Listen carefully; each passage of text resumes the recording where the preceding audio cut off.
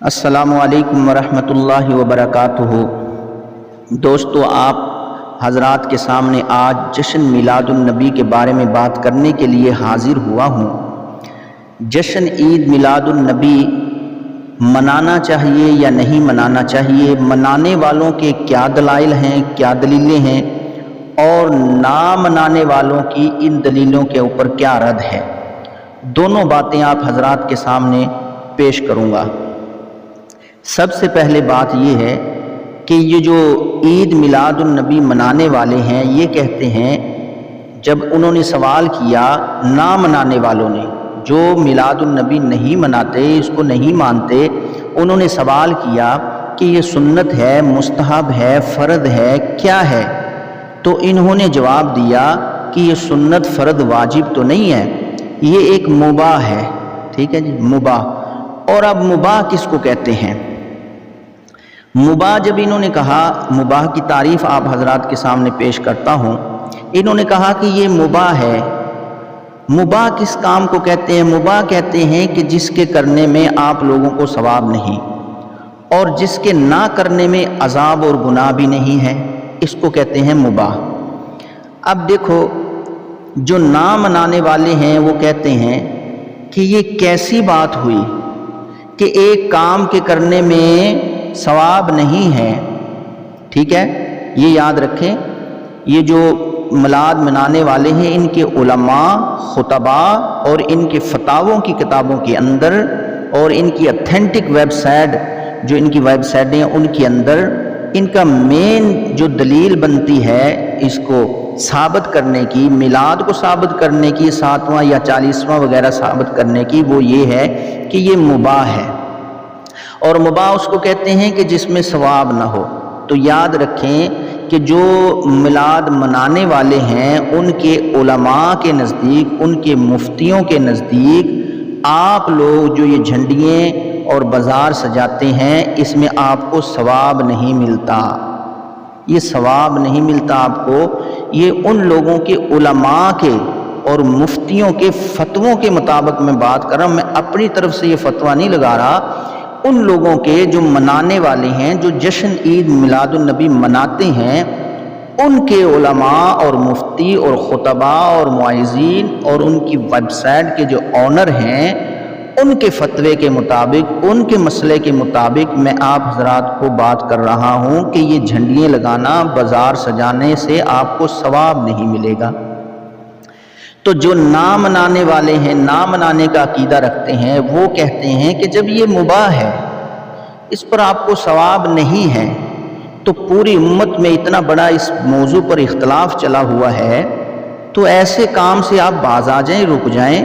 یہ تو کوئی فرض واجب کا درجے کی چیز تو نہیں ہے، کوئی ثواب والی چیز بھی نہیں ہے، کوئی سنت کا، نفل، مستحب کا درجہ بھی نہیں ہے، تو آپ یہ کام کیوں کرتے ہیں؟ ٹھیک ہے، جب اختلاف امت میں پڑ رہا ہو۔ اور پھر اس سے بھی بالائے تر بات ہے کہ آپ اس کے اوپر اتنا انتظام اور خرچہ کرتے ہو کہ لاکھوں کروڑوں نہیں، اب تو اربوں کی بات کریں، اربوں روپیہ جو ہے پورے ملک کا خرچ ہوتا ہے اس بات پر کہ جس کا آپ کو ثواب بھی نہیں مل رہا، تو پھر آپ لوگ یہ کیوں کرتے ہیں؟ ٹھیک ہے جی، یہ مباح کہتے ہیں، اور وہ مباح کا اس طرح رد کرتے ہیں کہ کیوں امت کے اختلاف میں پڑے ہوئے ایک چیز فرض، واجب، سنت، نفل، مستحب کچھ بھی نہیں ہے، مباح نہیں، مباح ہے۔ مباح ہے کہ جس کے کرنے میں آپ کو ثواب نہیں ملے گا، تو یہ اختلاف ختم کر کے آپ یہ کام کوئی ضروری بھی نہیں ہے تو آپ یہ نہ کریں۔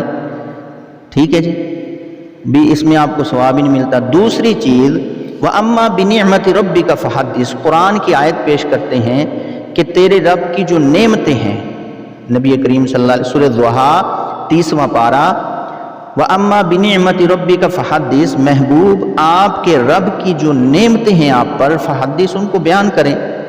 اور نعمتیں کون سی ہیں؟ تفسیر جلالین اٹھا کر دیکھ لو، تفسیر جلالین کے اندر ہے نعمت سے مطلب علیک النبوۃ، جو کار نبوت، منصب نبوت، جو ہدایت آپ لے کر آئے ہیں نا، فحدث، اس کو بیان کریں۔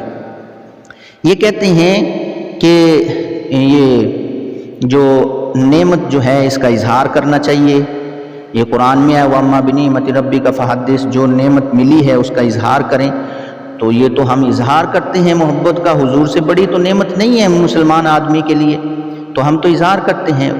جو نہ منانے والے ہیں وہ ان کی دلیل کا اس طرح رد کرتے ہیں کہ دیکھیں کہ یہ تو حضور کو فرمان ہو رہا تھا، حضور کے بارے میں بات ہو رہی تھی، وَأَمَّا بِنِعْمَتِ رَبِّكَ فَحَدِّثْ، کہ آپ کے رب کی جو آپ پر نعمت ہے، اور نعمت سے مراد جو کار نبوت، منصب نبوت، علیک النبوت، جو منصب نبوت سے آپ فائز ہیں، اس کا اظہار کریں کہ لوگوں کو کہیں انی رسول اللہ، کہ میں محمد صلی اللہ علیہ وسلم اللہ کا رسول ہوں، اس کی تبلیغ کریں، اس کا پرچار کریں۔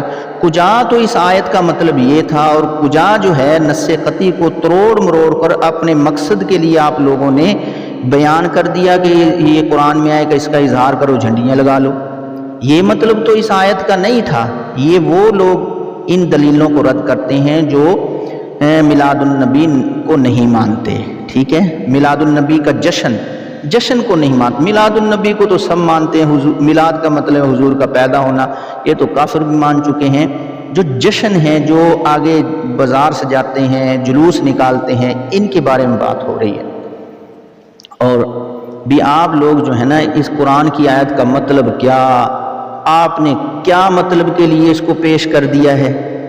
چلو بالفرض اگر مان بھی لیں کہ نعمت کا اظہار کرنا چاہیے، عقلاء اور اہل علم لوگوں کے نزدیک اس طریقے سے تو نعمت کا اظہار نہیں کیا جاتا۔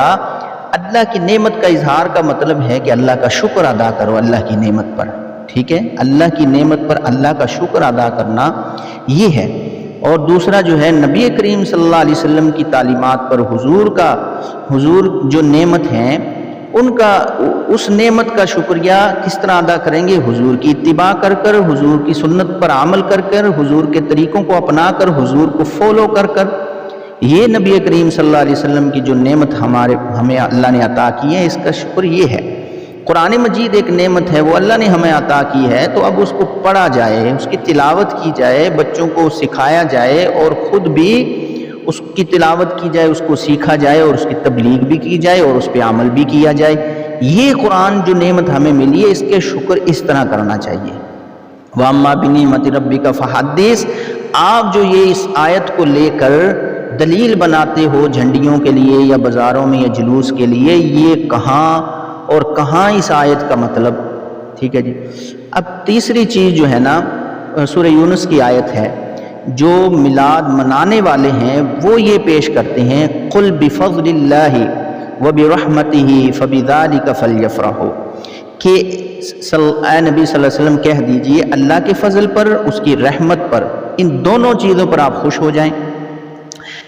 تو یہ کہتے ہیں کہ ہمیں جو ہیں حضور اللہ کا بہت بڑا فضل اور اس کی رحمت ہے، لفظوں کا سہارا لے کر بات کر رہے ہیں، اس کی رحمت ہے تو ہم تو اس پہ خوشی کریں گے، اس پہ خوش ہوں گے۔ تو بھائی دیکھیں، قل بفضل اللہ، بفضل اللہ، اللہ کا فضل، اس کا مطلب تفسیر جلالین اٹھا کر دیکھ لو، فضل اللہ کا مطلب اسلام ہے، اور وہ برحمتہ جو اس آیت میں ہے، سورہ یونس میں ہے یہ آیت، اس آیت میں وہ برحمتہ ہے، اس کا مطلب قرآن ہے۔ تو فَلْيَفْرَحُوا، ان دونوں پر آپ خوش ہو جاؤ، ٹھیک ہے، کہ جو اللہ نے تمہیں اسلام عطا کیا ہے، جو تم مسلمان ہو چکے ہو، اللہ نے ایک لا ریب اور سچی کتاب تمہیں عطا کی ہے، اس پر خوش ہو جاؤ، راضی ہو جاؤ، ٹھیک ہے۔ تو اس کا مطلب کجا تو یہ تھا کہ ہمیں مسلمان ہونے پر فخر ہے، ہم خوش ہیں، اور کجا جو ہے بھی ہم خوشی کا اس طرح اظہار کر رہے ہیں، یہ مطلب لے لینا۔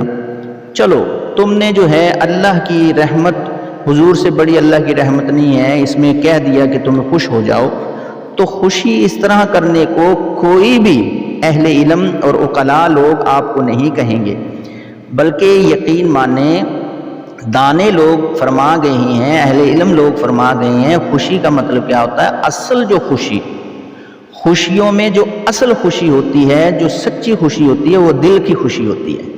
حضور آئے ہیں، ہم سب کو خوشی ہے اس بات کی، ہم دلی خوشی کریں، دل سے راضی ہو جائیں، دل سے خوش ہو جائیں، ٹھیک ہے، زبان سے اس کا اظہار کیا جائے ایک طریقے کے ساتھ۔ یہ اس طریقے سے جو ہے اظہار کرنا، یہ کوئی عقل مندوں کا طریقہ نہیں ہے، ٹھیک ہے جی، یہ کوئی عقل مندوں کا طریقہ نہیں ہے۔ قل بفضل اللہ وبرحمتہ فبذلک فلیفرحوا، اس سے مراد قرآن اور اسلام تھا، تم نے اپنے جو ہے ان نس قطعی کو اپنے مقصد کے لیے جو ہے آپ لوگوں نے استعمال کیا۔ تو چوتھی دلیل جو ہے یہ کہتے ہیں کہ ہم میلاد کرتے ہیں، حضور نے جو میلاد نہیں نہ کرتے، جو جشن میلاد النبی نہیں مناتے، وہ ان کو کہتے تھے کہ بھی تم لوگ جو ہو، جو حضور نے نہیں کیا، صحابہ نے نہیں کیا، تابعین تبع تابعین نے نہیں کیا، تو تم وہ کیوں کرتے ہو؟ تو یہ کہتے تھے اگر نہیں کیا تو انہوں نے منع کہاں کیا ہے؟ منع کرنے کی بھی تو دلیل دینا، ٹھیک ہے؟ صرف کرنے کے نہیں، منہیات بھی تو آئی ہیں نا، اوامر کے ساتھ منہیات بھی تو ہیں۔ منع کب کیا ہے حضور نے؟ صحابہ نے کب منع کیا؟ تابعین نے کب منع کیا؟ تبع تابعین۔ اس کی وضاحت کریں ہمیں کہ حضور نے یا صحابہ نے کسی نے وضاحت سے منع کیا ہو کہ تم نے جشن میلاد النبی نہیں منانا۔ تو بھائی جو جشن میلاد النبی منانے والے نہیں ہیں، وہ اس دلیل کا رد اس طریقے سے کرتے ہیں کہ ہر مسئلے کے لیے وضاحت کا ہونا ضروری نہیں ہے کہ واضح طور پر نام لے کر وہ چیز بتائی گئی۔ کچھ دلالت النص ہوتے ہیں، اشارت النص ہوتے ہیں، اقتضاء النص ہوتی ہیں، ٹھیک ہے؟ یہ نص کی اقسام ہیں۔ ہر نص کو وضاحت کے ساتھ بیان نہیں کیا جائے گا، ورنہ تو یہ جو قادیانی ہیں یہ بھی کہہ دیں گے۔ مرزا غلام احمد قادیانی جو ہے وہ کہے گا کہ حضور نے فرمایا لا نبی بعدی، میرے بعد نبی کوئی نہیں ہے۔ قرآن میں بھی ہے ما کان محمد ابا احد من رجالکم ولکن رسول اللہ وخاتم النبیین، کہ حضور نے نبوت کے اوپر مہر لگا دی ہے کہ اس کے بعد نبی کوئی نہیں۔ قرآن میں ہے، حضور کے فرمان میں بھی ہے کہ میرے بعد نبی کوئی نہیں، لیکن یہ کہاں پر حضور نے فرمایا ہے کہ میرے بعد مرزا غلام احمد بھی نبی نہیں؟ وضاحت کرو، صاف لفظ مجھے دکھاؤ کہ اس طریقے سے لکھا ہو۔ تو پھر یہ قادیانیوں کو آپ کے ان کی دلیل کو اوپر کر رہے ہو۔ تو بھائی وضاحت ضروری نہیں ہوتی، اشارے سے دلالت سے بھی ہم یہ چیز سمجھ جائیں گے کہ وَأَمَّا بِنِعْمَتِ رَبِّكَ فَحَدِّثْ، حضور پر قرآن نازل ہوا تھا، حضور پر یہ آیت نازل ہوئی تھی، تو حضور نے یہ چیز نہیں کی، ربیع الاول کے مہینے میں جشن نہیں کیا، صحابہ نے جشن نہیں کیا۔ یہ اشارہ ہے اس آیت پر جس کو آپ دلیل بنا رہے ہو، یہ حضور پر نازل ہو چکی ہے، نازل ہو جانے کے بعد بھی حضور نے یہ کام نہیں کیا، تو یہ اشارہ ہے کہ یہ کام دین کا حصہ ہی نہیں ہے جو ہم یہ کر رہے ہیں۔